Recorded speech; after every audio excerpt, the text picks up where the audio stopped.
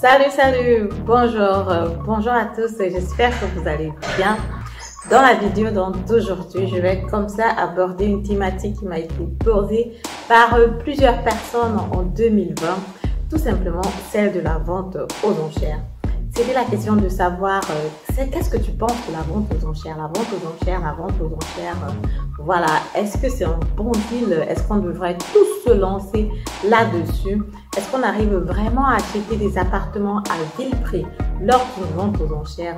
Qu'est-ce que tu en penses? Donc du coup, j'ai donc décidé de faire une série de mini-vidéos où j'aborde la thématique de la vente aux enchères.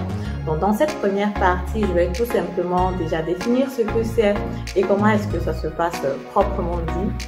Une vente aux enchères, les points positifs aussi. Dans la prochaine vidéo, je vais parler des points négatifs. Et dans la troisième partie, je vais donc comme ça te parler de la vente aux enchères à laquelle j'ai assisté personnellement parce qu'effectivement, j'ai testé une vente aux enchères. Je vais comme ça te dire mon ressenti. Et pendant cette vente aux enchères, je me suis dit qu'il y avait peut-être une stratégie qu'on pouvait utiliser en tant que communauté pour effectivement accéder à ces ventes aux enchères. Je te retrouve après l'intro.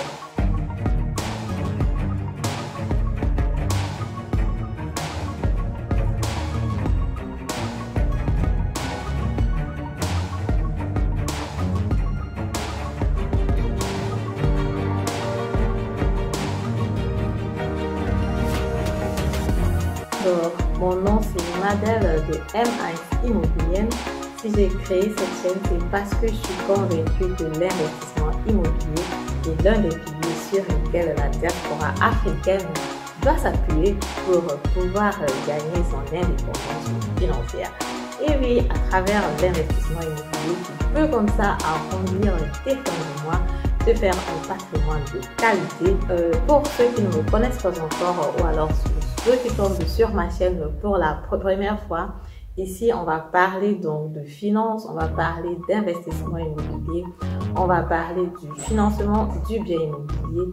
Et si c'est une thématique qui t'intéresse, je t'invite donc directement à t'abonner à ma chaîne et surtout à me laisser des commentaires si jamais tu veux que je traite une thématique particulière. Ça me ferait plaisir comme ça de te délivrer du contenu dans ce sens-là. Voilà, la vente aux enchères. Quand est-ce que on assiste à une vente aux enchères? Tout simplement quand, par exemple, le propriétaire du bien immobilier n'arrive plus à payer ses prêts à la banque. Et vu que la banque ne va pas attendre et la banque veut son argent, il faut que la banque trouve une solution pour récupérer cet argent-là. Parce qu'effectivement, vu que l'achat du bien immobilier se fait à travers un financement qui est à la banque, du coup, tu as un montant à rembourser chez ton banquier chaque fois. Donc, du coup, si à un moment tu n'arrives plus à rembourser, la banque naturellement t'informe au départ. Comme par exemple, le premier mois, tu ne payes pas, le deuxième mois, tu ne payes pas, le troisième mois. La banque, voilà, essaye de communiquer avec toi, essaye de coopérer. C'est vraiment la dernière étape chez le banquier. Ça ne se fait pas d'un cliquement du doigt parce que voilà, j'entends souvent des personnes dire que oui, quand tu es propriétaire du bien immobilier, la maison ne t'appartient pas, la maison appartient à la banque et tout le reste.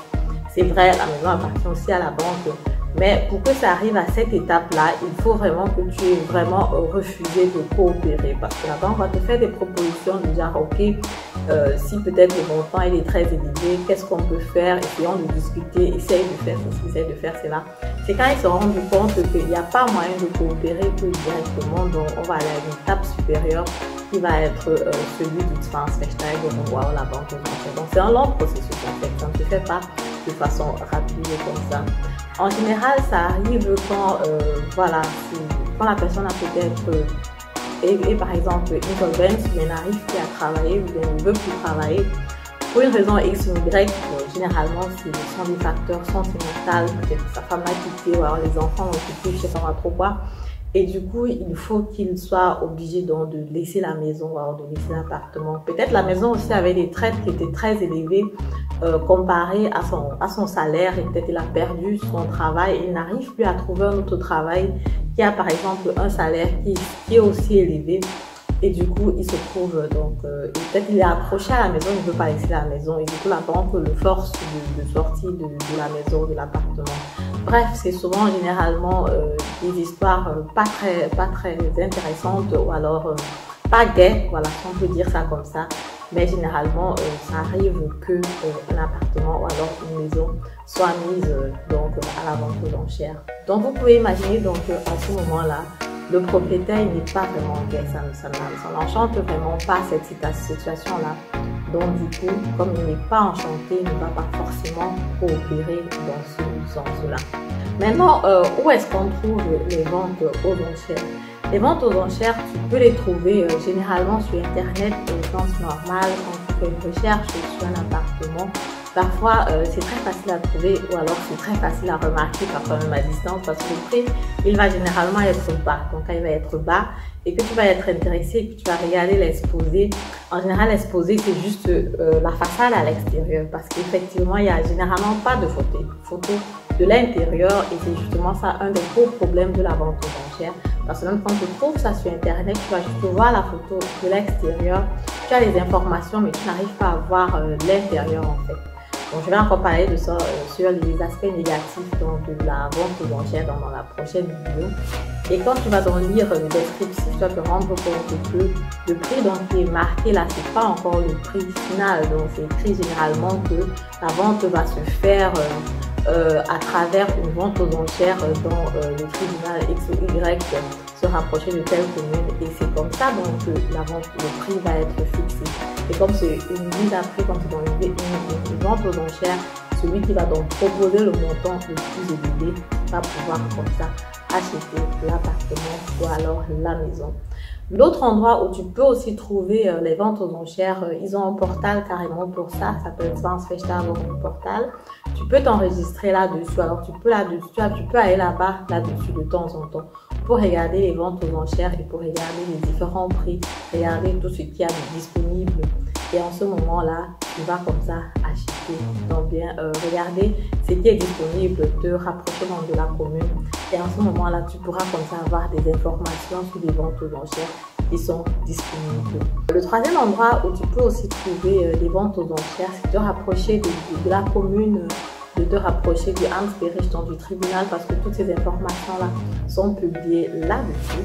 Et tu peux comme ça avoir accès à ça pour savoir quelles sont les différentes ventes aux enchères qui se font dans le quartier, qui se font dans la région, et tu peux avoir ces informations-là. Mais attention, même quand tu as ces informations-là, tu n'as pas le droit d'assister comme ça à une vente aux enchères. Hein. Non, c'est pas permis. Ce qui se passe, c'est qu'il faut naturellement remplir un certain nombre de caractéristiques, de critères pour pouvoir assister à une vente aux enchères. Le critère le plus important, le critère fondamental, c'est celui de déposer un montant de 10% de la valeur qui est notée dans du verkehrswert qui est proposé dans cette vente aux enchères-là. Donc, si le verkehrswert pour le bien immobilier, disons par exemple, pour faciliter les calculs, est à 100 000 euros, il va falloir que tu déposes 10 000 euros voilà, pour pouvoir assister à cette vente aux enchères-là. Naturellement, c'est tout simplement pour éventuellement faciliter la chose, pour pas que tout le monde se mette à venir à la vente aux enchères. C'est juste comme ça pour pouvoir trier les personnes qui sont vraiment intéressées à la vente aux enchères pour qu'ils puissent y assister. Naturellement, si après la vente aux enchères, tu n'as pas le bien pour une raison X ou Y, voilà, quelqu'un d'autre a proposé plus que toi, naturellement, ça peut arriver, c'est clair. Si jamais tu n'obtiens pas le bien, les 10%, donc les 10 000 euros te seront naturellement remboursés. Donc c'est juste un peu comme une garantie pour prouver que effectivement tu es très intéressé par le bien. Et du coup, on te demande donc de déposer une caution de 10% du verkehrswert pour pouvoir assister à cette vente aux enchères-là. Voilà, donc j'ai comme ça brossé un peu déjà comment se passe la vente aux enchères. Donc maintenant, je vais donc parler des points positifs. Les points positifs de la vente aux enchères, c'est quoi les points positifs? Déjà, il y a deux points majeurs de la vente aux enchères qui sont positifs. Le point numéro 1, c'est effectivement le prix. Tu peux effectivement faire une très bonne affaire sur la vente aux enchères, mais tu peux aussi faire une mauvaise affaire sur la vente aux enchères. Je vais parler ça sur le point négatif. Donc du coup, tu as la possibilité d'acheter un bien immobilier justement à 10, à 20%, 30%, même à 50% de moins que la valeur qu'il y a sur le marché. Pourquoi? Parce que la vente aux enchères va se passer en deux instances. À la première instance, tout ce qu'on va essayer de faire, c'est de récupérer minimum 70% du fair vert, donc la valeur qui a été au départ. Donc ça va vraiment dépendre de ce que les personnes vont proposer. Et si on atteint déjà 70%, naturellement, on peut pas aller plus. On peut donc arrêter la vente aux enchères comme ça, parce que la vente aux enchères va durer minimum 30 minutes pour donner la possibilité à toutes les personnes qui sont là de faire des propositions. Donc ça peut donc arriver que si par exemple tu arrives au premier vente aux enchères et tu es seul, et qu'il n'y a personne d'autre qui est intéressé, naturellement tu peux comme ça acheter ce bien immobilier là au prix que toi tu auras donné, quoi. Le deuxième point positif pendant la vente aux enchères, naturellement ça concerne toujours l'argent, parce que quand tu achètes un bien immobilier, en général il va falloir que tu payes tout ce qui est frais de notaire, frais de courtier, et toi-même tu vas payer ça de ta poche. Quand tu achètes un bien immobilier au cours d'une vente aux enchères, les frais du notaire et les frais du courtier n'existent plus en ce moment-là. Donc tu vas économiser comme ça ce montant-là. Donc ça va varier ici en Allemagne selon les États. Du coup, ça c'est le deuxième point positif de la vente aux enchères. Tu as la possibilité d'acheter un bien immobilier à vil prix. Tu as la possibilité d'épargner les frais de notaire et les frais de courtier. Mais seulement, naturellement, il y a un piège. Et c'est de ça que je vais te parler dans la prochaine vidéo. Reste connecté. Je te retrouve donc lundi prochain. Tu connais déjà le credo. On commente, on partage, on like la vidéo si on a apprécié le contenu naturellement. Et on se dit à lundi prochain. Bisous.